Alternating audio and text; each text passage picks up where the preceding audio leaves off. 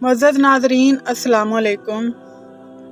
آج ہم حضرت خدیجہ رضی اللہ تعالی عنہا اور حضرت محمد صلی اللہ علیہ وسلم کی زندگی کے بارے میں آپ سے تذکرہ کریں گے کہ حضرت خدیجہ رضی اللہ تعالی عنہا کا جنازہ کیوں نہیں پڑھایا گیا اور حضرت محمد صلی اللہ علیہ وسلم پر پہلی وحی کب اور کیسے نازل ہوئی اور کہاں نازل ہوئی۔ حضرت خدیجہ رضی اللہ تعالی عنہ کا تعارف ہم پہلے بھی ویڈیو میں کرا چکے ہیں اور ان کی شادی کے متعلق بھی ہم ویڈیو بنا چکے ہیں۔ حضرت محمد صلی اللہ علیہ وسلم کے ساتھ ان کی شادی کیسے ہوئی۔ یہ خاتون دولت مند تو تھی ہی، لیکن اس سے اہم بات یہ تھی کہ وہ بہت اچھی عادات اور بہترین اخلاق کی مالک تھیں، بہت سمجھدار اور ہمت والی تھیں۔ اللہ تعالیٰ نے انہیں ذہانت کے ساتھ ساتھ اچھی شکل و صورت بھی عطا فرمائی تھی۔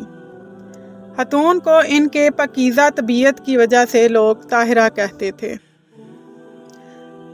حضرت خدیجہ رضی اللہ تعالی عنہا تمام مسلمانوں کی ماں، جن کو اللہ تعالیٰ نے یہ درجہ بلند عطا فرمایا کہ وہ نبی کریم صلی اللہ علیہ وسلم کی سب سے پہلی زوجہ محترمہ تھیں۔ حضرت خدیجہ رضی اللہ تعالی عنہا وہ عظیم اور خوش نصیب خاتون ہیں جو نبی آخر الزماں محمد صلی اللہ علیہ وسلم کی نبوت پر سب سے ایمان ایمان لائیں۔ آپ رضی اللہ تعالی عنہا کو یہ فضیلت بھی حاصل ہے کہ اللہ تعالیٰ نے آپ رضی اللہ تعالی عنہا کو سلام کہلوایا۔ آپ ہی کے بارے میں رسول اقدس صلی اللہ علیہ وسلم نے فرمایا، ساری دنیا کی عورتوں میں اپنے زمانے میں مریم حضرت عیسیٰ علیہ السلام کی والدہ افضل تھیں، اور اسی طرح خدیجہ رضی اللہ تعالیٰ عنہا افضل ہیں۔ حضرت خدیجہ رضی اللہ تعالیٰ عنہا مکہ مکرمہ کے ایک تاجر حولید بن اسد کی صاحبزادی ہیں۔ ان کی والدہ کا نام فاطمہ بنت زائدہ ہے۔ حضرت خدیجہ رضی اللہ تعالیٰ عنہا ایک معزز خاندان سے تعلق رکھتی ہیں۔ آپ رضی اللہ تعالیٰ عنہا کا سلسلہ نسب 5ویں پشت میں نبی کریم صلی اللہ علیہ وسلم کے خاندان سے جا ملتا ہے۔ حضرت خدیجہ رضی اللہ تعالیٰ عنہا کی پہلی شادی ابو حالہ بن زرارہ تمیمی سے ہوئی۔ ان سے 2 لڑکے پیدا ہوئے، ایک کا نام ہند تھا اور دوسرے کا حارث۔ ابو حالہ کے انتقال کے بعد حضرت خدیجہ رضی اللہ تعالیٰ عنہا کی شادی عتیق بن عائد مخزومی سے ہوئی۔ ان سے ایک لڑکی پیدا ہوئی، اس کا نام بھی ہند رکھا گیا۔ اسی وجہ سے حضرت خدیجہ رضی اللہ تعالیٰ عنہا ام ہند بھی کہلاتی تھیں۔ عتیق کے وفات پا جانے کے بعد حضرت خدیجہ رضی اللہ تعالیٰ عنہا نبی کریم صلی اللہ علیہ وسلم کے نکاح میں آ گئیں۔ رسول اقدس صلی اللہ علیہ وسلم کو حضرت خدیجہ رضی اللہ تعالیٰ عنہا سے بے حد محبت تھی۔ وہ حضور صلی اللہ علیہ وسلم سے نکاح کے بعد 25 برس تک زندہ رہیں۔ ان کی زندگی میں رسول کریم صلی اللہ علیہ وسلم نے دوسری شادی نہیں کی۔ اللہ تعالیٰ نے اپنے حبیب صلی اللہ علیہ وسلم کو ان کی ازواج مطہرات رضی اللہ تعالیٰ عنہا میں سے ایک صاحبزادے ابراہیم کو چھوڑ کر صرف حضرت خدیجہ رضی اللہ تعالیٰ عنہا سے اولاد عطا فرمائی۔ ایک صاحبزادے حضرت ابراہیم حضرت ماریہ رضی اللہ تعالیٰ عنہا کے بطن سے پیدا ہوئے۔ رسول کریم صلی اللہ علیہ وسلم سے نکاح کے بعد حضرت خدیجہ رضی اللہ تعالیٰ عنہا نے اپنا تمام کاروبار حضرت صلی اللہ علیہ وسلم کے حوالے کر دیا۔ جب رسول اللہ صلی اللہ علیہ وسلم کی عمر 35 برس ہوئی تو آپ صلی اللہ علیہ وسلم تنہائی پسند ہو گئے۔ مکہ مکرمہ سے 3 میل کے فاصلے پر ایک غار واقع تھا جسے ہیرا کہتے تھے۔ آپ صلی اللہ علیہ وسلم وہاں چلے جاتے اور کئی دن تک وہیں قیام فرماتے۔ آپ صلی اللہ علیہ وسلم کی زوجہ محترمہ حضرت خدیجہ رضی اللہ تعالیٰ عنہا حضور صلی اللہ علیہ وسلم کو کئی دن کے لیے کھانے پینے کا سامان تیار کر کے دے دیتی۔ آپ صلی اللہ علیہ وسلم یہ سامان لے کر غار ہیرا میں چلے جاتے اور وہاں غور و فکر کرتے۔ جب یہ سامان ختم ہو جاتا تو پھر گھر تشریف لے آتے اور مزید سامان لے کر غار ہیرا چلے جاتے۔ ایک دن رسول کریم صلی اللہ علیہ وسلم بہت پریشانی کے عالم میں گھر تشریف لائے۔ आप सल्लल्लाहु अलैहि वसल्लम ने आते ही हज़रत खदीजा रज़ी अल्लाह ताला अन्हा से फरमाया, मुझे कंबलों से ढांपो, मुझे कंबलों से ढांपो। हज़रत खदीजा रज़ी अल्लाह ताला अन्हा ने ऐसा ही किया। जब कुछ देर बाद हज़रत सल्लल्लाहु अलैहि वसल्लम को ज़रा सुकून हुआ तो आप सल्लल्लाहु अलैहि वसल्लम ने गारे हिरा में अपने साथ कुछ देर कबल पेश आने वाला वाक़या हज़रत खदीजा रज़ी अल्लाह ताला अन्हा को सुनाया कि मैं गारे हिरा में था कि एक फ़रिश्ता आया। इसने मुझसे कहा, इकरा, कि पढ़। मैंने जवाब दिया, मुझे पढ़ना नहीं आता। इस पर इसने मुझे पकड़कर ज़ोर से बेंचा, यहाँ तक कि मेरी कुव्वते बर्दाश्त जवाब देने लगी। फिर इसने मुझे छोड़ दिया और कहा, पढ़। मैंने वही जवाब दिया कि मुझे पढ़ना नहीं आता। इसने दोबारा मुझे बेंचा और मेरी कुव्वते बर्दाश्त जवाब देने लगी। फिर इसने मुझे छोड़ दिया और कहा, पढ़। मैंने फिर वही जवाब दिया तो इसने तीसरी मर्तबा इस ज़ोर से बेंचा कि मैं थक कर चूर हो गया। फिर इसने मुझे छोड़कर कहा, पढ़। इस पर मैंने कहा, क्या पढ़ूं? इसने कहा, इकरा बिस्मि रब्बिकल्लज़ी हलक। ये पूरी सूरा उसने हज़रत मोहम्मद सल्लल्लाहु अलैहि वसल्लम को याद करवाई। इसका तर्जमा कुछ यूँ है, पढ़ो अपने रब के नाम के साथ जिसने पैदा किया, जिसने इंसान को मुंजमद खून से पैदा किया। पढ़ो कि तुम्हारा रब नहायत बुजुर्ग करम वाला है, जिसने कलम के ज़रिए से इल्म सिखाया। इसने इंसान को वो सिखाया जिसे वो जानता ना था। जब तकमील हो गई तो वो फ़रिश्ता चला गया और यह इबारत मेरे जहन पर नक्श हो गई। ये वाक़या हज़रत आयशा रज़ी अल्लाह ताला अन्हा ने खुद हुज़ूर सल्लल्लाहु अलैहि वसल्लम से सुनकर बयान फरमाया है एक रवायत में। ये वाक़या सुनाने के बाद नबी करीम सल्लल्लाहु अलैहि वसल्लम ने हज़रत खदीजा रज़ी अल्लाह ताला अन्हा से फरमाया, मुझे अपनी जान का डर है। ये एक नहायत गैर मामूली सूरत हाल थी, लेकिन इस मौका पर हज़रत खदीजा रज़ी अल्लाह ताला अन्हा ने बेहद यकीन, हिकमत और मोहब्बत से आप सल्लल्लाहु अलैहि वसल्लम की दिलजोई फरमाई। आप रज़ी अल्लाह ताला अन्हा गुज़िश्ता 15 बरसों से हज़ूर सल्लल्लाहु अलैहि वसल्लम के साथ थीं। बीवी की निगाह से शोहर की सीरत और आदात छुपी नहीं रह सकती। इस मौका पर हज़रत खदीजा रज़ी अल्लाह ताला अन्हा ने जिन अल्फाज में अपने शोहर को तसल्ली दी, वो हुज़ूर सल्लल्लाहु अलैहि वसल्लम के किरदार की अज़मत, आप सल्लल्लाहु अलैहि वसल्लम के अखलाक की बुलंदी और आप सल्लल्लाहु अलैहि वसल्लम की खूबियों का एतराफ़ साफ ज़ाहिर करते हैं। हज़रत खदीजा रज़ी अल्लाह ताला अन्हा ने फरमाया, आप खुश हो जाइए, अल्लाह की कसम आपको अल्लाह कभी रुसवा ना करेगा। आप रिश्तेदारों से नेक सलूक करते हैं, सच बोलते हैं, अमानतें अदा करते हैं, बेसहारा लोगों का बोझ बर्दाश्त करते हैं, मोहताजों की मदद करते हैं, मेहमान नवाज हैं, नेक कामों में मदद करते हैं और मुसीबत में दूसरों के मददगार हैं। इसके बाद हज़रत खदीजा रज़ी अल्लाह ताला अन्हा ने फरमाया, मेरे एक चचाजाद भाई वर्का बिन नौफल इन चीज़ों से बहुत वाकफियत रखते हैं। कल सुबह हम इनके पास जाएंगे, आप इनसे अपना किस्सा बयान कीजिएगा। वो बता सकेंगे कि ये क्या चीज़ है। एक रवायत के मुताबिक अगली सुबह खुद हज़रत खदीजा रज़ी अल्लाह ताला अन्हा हज़रत सल्लल्लाहु अलैहि वसल्लम को लेकर वर्का बिन नौफल के पास गईं। वर्का बिन नौफल ईसाई आलिम थे। वो बहुत ज़ईफ़ हो चुके थे और इनकी बिनाई जाती रही थी। इन्होंने जब हुज़ूर सल्लल्लाहु अलैहि वसल्लम से गार में फ़रिश्ते की आमद और आयात की तलीम का वाक़या सुना तो फ़ौरन कह उठे कि वही नामूस है जो हज़रत मूसा अलैहिस्सलाम पर अल्लाह की तरफ से नाज़िल हुआ था। अल-बलाज़री की रवायत के मुताबिक वर्का ने यह भी कहा, मैं गवाही देता हूँ कि आप वही नबी हैं जिनकी बशारत हज़रत ईसा अलैहिस्सलाम ने दी थी। काश मैं इस वक्त तक ज़िंदा रहूँ जबकि कौम आपको सताएगी और आपको अपने शहर से निकाल देगी। रसूलुल्लाह सल्लल्लाहु अलैहि वसल्लम ने सवाल किया, क्या सचमुच मेरी कौम मुझे अपने शहर से निकाल देगी? इस पर वर्का बिन नौफल ने कहा, बहुदा आज तक जो भी इस दावत को लेकर आया है, इसके साथ इसकी कौम ने यही सलूक किया है। अगर मैं इस वक्त तक जिंदा रहा तो मैं तुम्हारी भरपूर मदद करूंगा। ورقہ اس کے بعد زیادہ عرصہ نہ جی سکے اور جلد ہی ان کا انتقال ہو گیا۔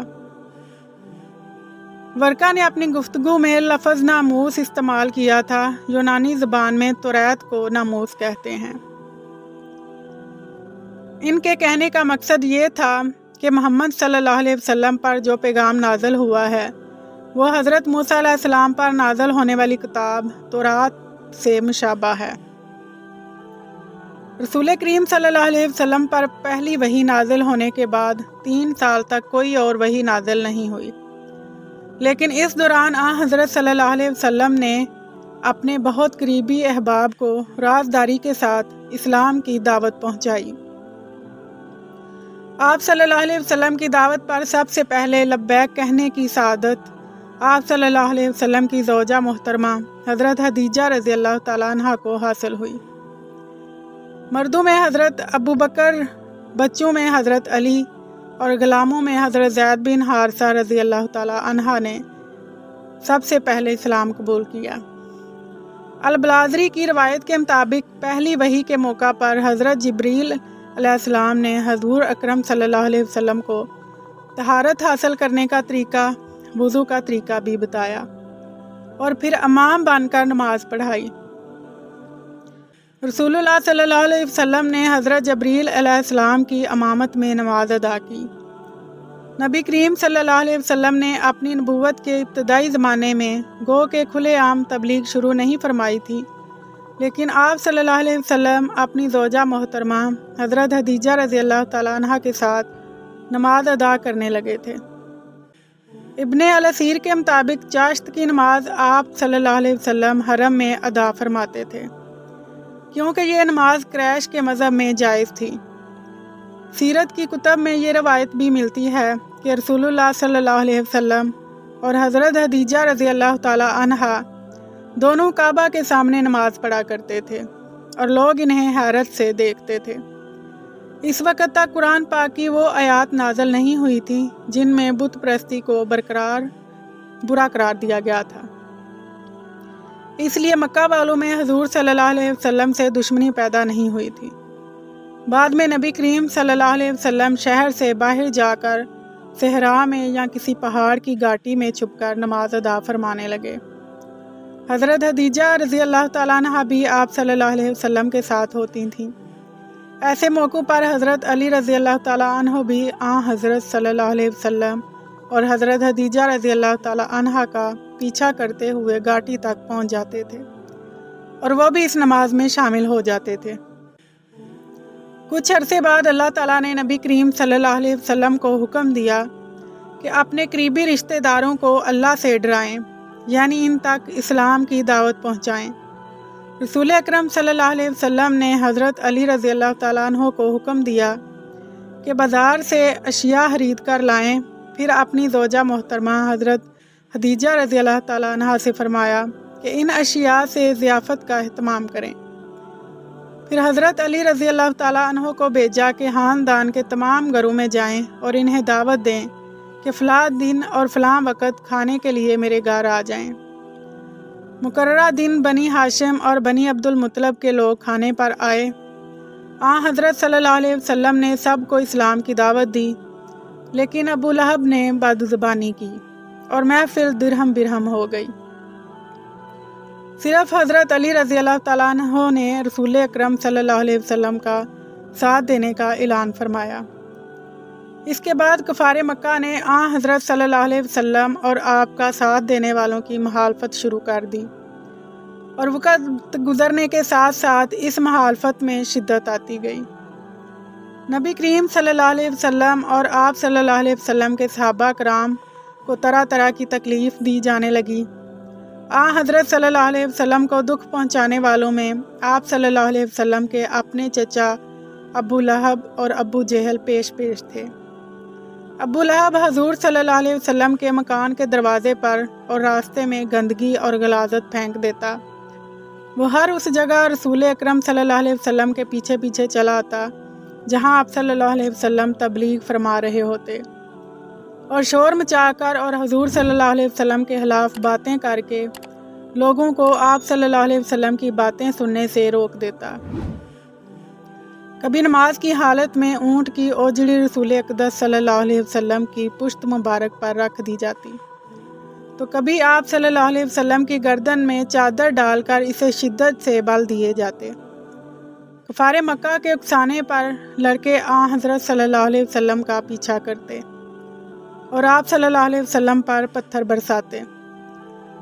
فطری بات ہے کہ کفار مکہ کی جانب سے ان اذار رسانیوں پر رسول اکرم صلی اللہ علیہ وسلم کو دکھ ہوتا، لیکن ایسے ہر موقع پر حضرت خدیجہ رضی اللہ تعالیٰ عنہ اپنے رفیق حیات نبی برحق صلی اللہ علیہ وسلم کی ڈارس بندھاتی، آپ صلی اللہ علیہ وسلم کو تسلی دیتی۔ خود نبی کریم صلی اللہ علیہ وسلم فرماتے ہیں، میں جب کفار سے کوئی بات سنتا تھا اور مجھ کو ناگوار محسوس ہوتی تو میں خدیجہ رضی اللہ تعالیٰ عنہ سے کہتا، وہ اس طرح میری ڈارس بندھاتی تھیں کہ میرے دل کو تسکین ہو جاتی تھی، اور کوئی رنج ایسا نہ تھا جو خدیجہ رضی اللہ تعالیٰ عنہ کی باتوں سے آسان اور ہلکا نہ ہو جاتا۔ اس سے ظاہر ہوتا ہے کہ رسول اقدس صلی اللہ علیہ وسلم پر منصب نبوت کی باری ذمہ داری کو آسان بنانے میں حضرت خدیجہ رضی اللہ تعالیٰ عنہ نے بہت اہم کردار ادا فرمایا۔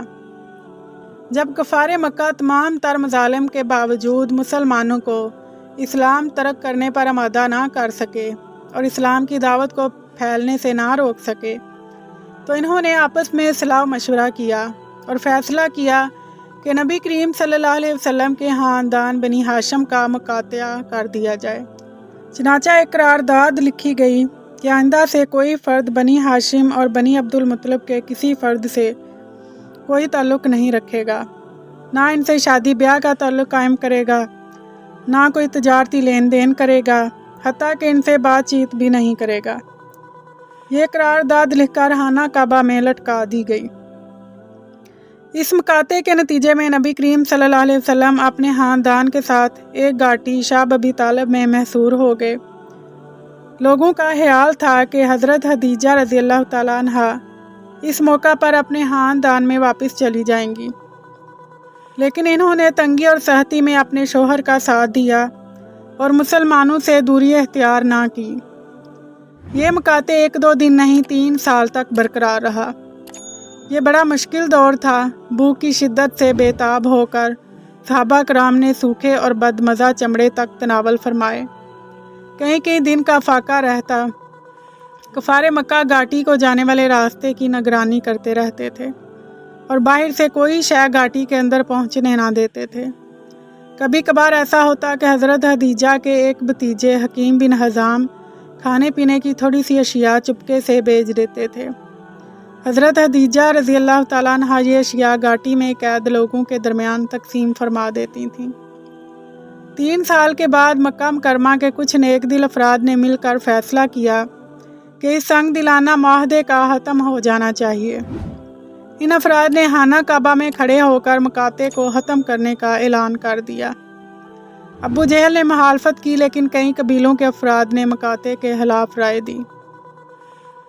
جب مقاطعے کی قرارداد کو دیکھا گیا تو سب حیران رہ گئے کہ اللہ کے حکم سے اس قرارداد کے الفاظ کو دیمک چاٹ چکی تھی، صرف اللہ کا نام باقی تھا۔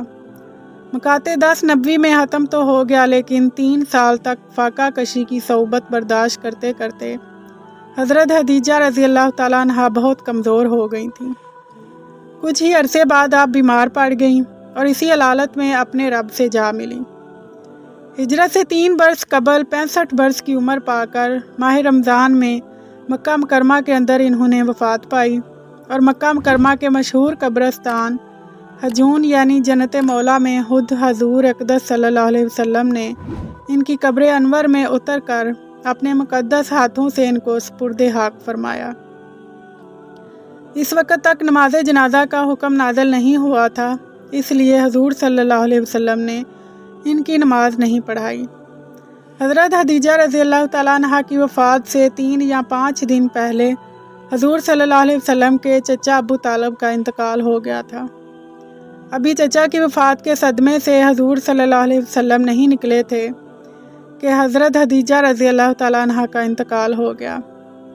اس سانحے کا قلب مبارک پر اتنا زبردست صدمہ گزرا کہ آپ صلی اللہ علیہ وسلم نے اس سال کا نام عام الحزن یعنی غم کا سال رکھ دیا۔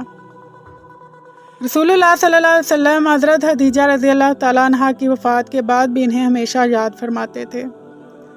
بہت مدت تک آپ صلی اللہ علیہ وسلم کا یہ طریقہ رہا کہ اس وقت تک گھر سے نہیں نکلتے تھے جب تک حضرت خدیجہ رضی اللہ تعالیٰ عنہ کی خوب تعریف نہ کر لیتے۔ آپ صلی اللہ علیہ وسلم حضرت خدیجہ رضی اللہ تعالیٰ عنہ کی سہیلیوں کا بھی بہت خیال رکھتے تھے۔ بکری ذبح فرماتے تو اس کا گوشت حضرت خدیجہ رضی اللہ تعالیٰ عنہ کی سہیلیوں کو بھی بھجواتے۔ ایک بار رسول کریم صلی اللہ علیہ وسلم نے فرمایا، خدیجہ رضی اللہ تعالیٰ عنہ سب سے پہلے مجھ پر ایمان لائیں۔ انہوں نے ایسے وقت میری مدد کی جب کسی کے مال کا سہارا میرے پاس نہ تھا، اور اللہ نے مجھے ساری اولاد خدیجہ رضی اللہ تعالیٰ عنہ سے عطا فرمائی۔ حضرت خدیجہ رضی اللہ تعالیٰ عنہ کا درجہ بہت بلند ہے۔ ایک بار حضرت جبریل علیہ السلام رسول اکرم صلی اللہ علیہ وسلم کے پاس تشریف لائے اور فرمایا، خدیجہ رضی اللہ تعالیٰ عنہ برتن میں کھانے یا پینے کی کوئی شے لا رہی ہیں، جب وہ جائیں تو آپ ان کو اللہ کا اور میرا سلام پہنچا دیں۔ بخاری ہی کی ایک اور حدیث ہے کہ نبی کریم صلی اللہ علیہ وسلم نے حضرت خدیجہ رضی اللہ تعالیٰ عنہ کو اللہ تعالیٰ کی طرف سے خوشخبری سنائی کہ ان کو جنت میں موتیوں کا محل عطا کیا جائے گا۔